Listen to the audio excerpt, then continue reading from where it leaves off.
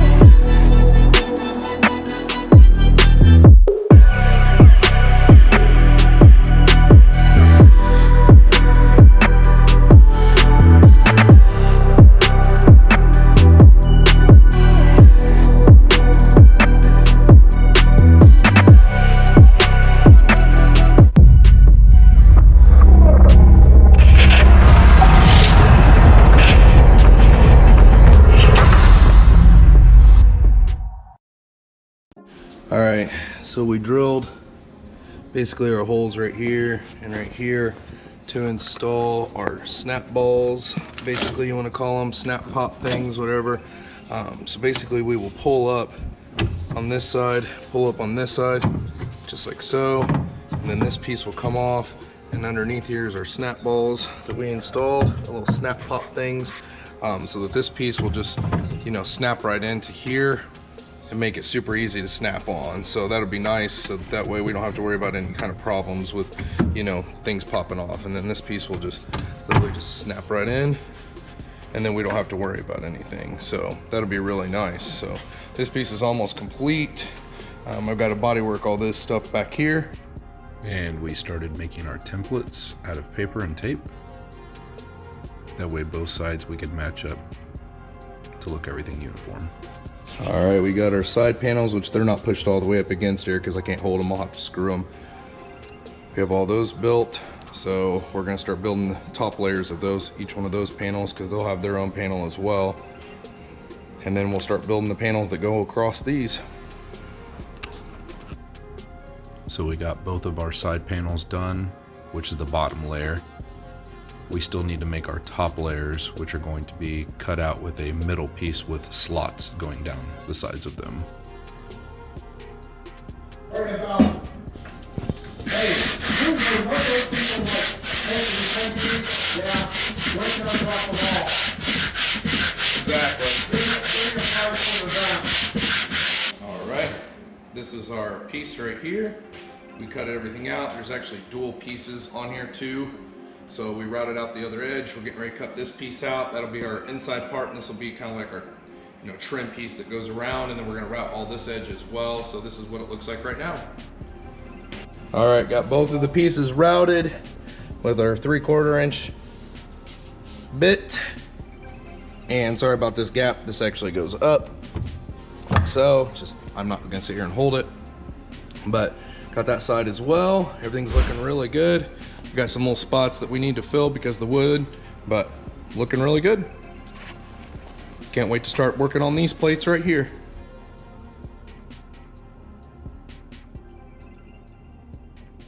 If you look at both sides, we routed it to be able to go down through the 1/2 inch on both pieces.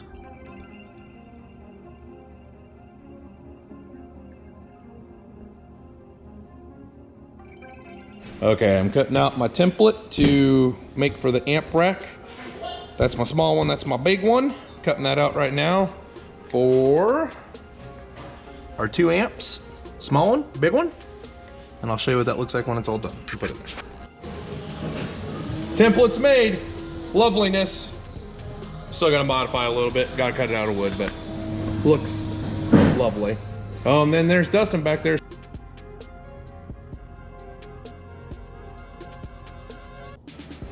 All right, we got this board done.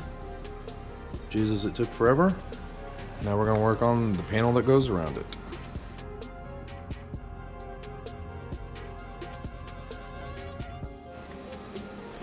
Well, we got a lot of it built today. We have this panel here, this panel here. There's still even gonna be another panel that's gonna go around this. It's gonna butt up with this back here. Still gotta cut those out. And this whole back piece we're gonna make totally different. That's just there to be there for, so we know how these panels are gonna go in. Our plan is to put LED lighting to be able to light up the amps. So we will cut 2 more slots in this top piece. That's what we're drawing out here, to be able to put more LEDs and lighting.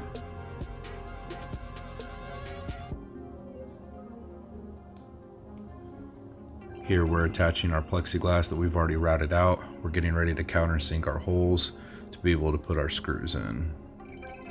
This is definitely a tremendous amount of work considering how many countersink holes we had to make with screws to be able to attach these pieces to the back. We had to make 3 separated plexiglass pieces, route them out perfectly to the edges, and probably around 40 to 50 screws to hold them in tightly and they would not warp. We did not want the plexiglass to get hot or cold and then start warping and not look uniform all the way around. We also had to add LED strips to each one of the sections to be able to accommodate all the lighting for this large piece. It may not look very big in the video, but it is a very large piece and did take a lot of plexi and a lot of lighting and a tremendous amount of time. Most people who do this profession knows how much time goes into just cutting out the plexi to be able to make it light up. I probably had a whole day in just this step alone, just to be able to get this accent lighting on this part of the amp rack.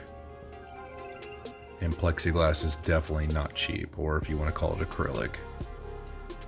Here we're putting our slots that we wanted on each side, so the side panels would have some type of decoration in them. We did not want to leave them just plain, so we cut out these designs from Mobile Solutions and we put the slots down each side. We also used the Mobile Solutions template for that as well.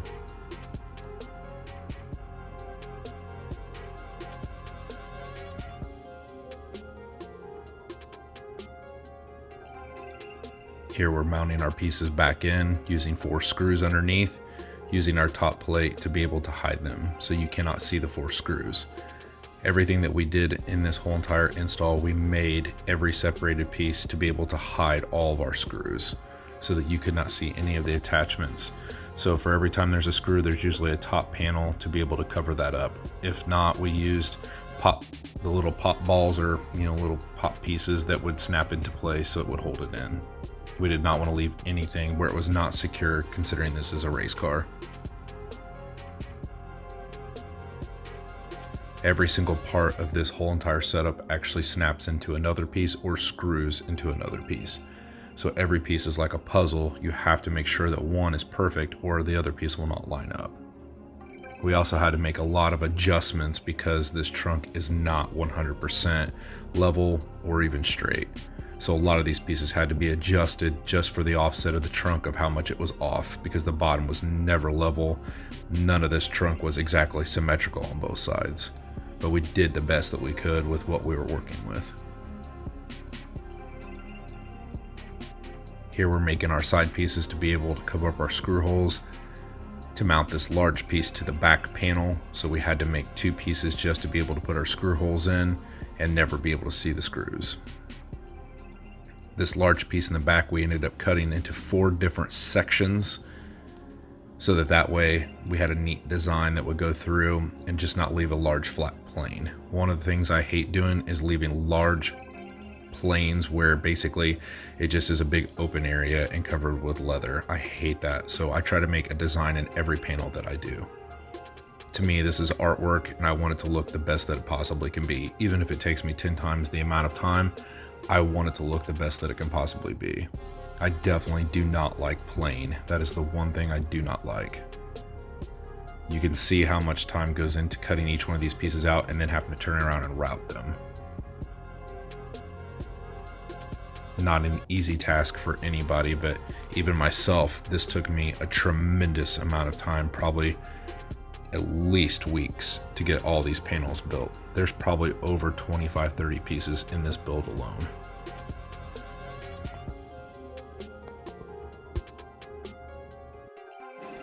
All right, we got all the panels pretty much made. Now we got to focus on getting them all cleaned up. We've got some spots here, you know, all this stuff here. We've got to get down here. We've got to get everything cleaned up, but this is a tremendous amount of panels that we had to build. I still need to build these filler panels that's going to go in here, but this is a tremendous amount of router work, amount of work to do these pieces. This was definitely not easy. I mean, I have weeks into this. Probably one of the biggest builds I've ever done, honestly. So this is by far going to be one of the biggest projects I've ever done. On top of that, wait till you see, once we do all the different materials that we're going to do into this, how it's going to turn out.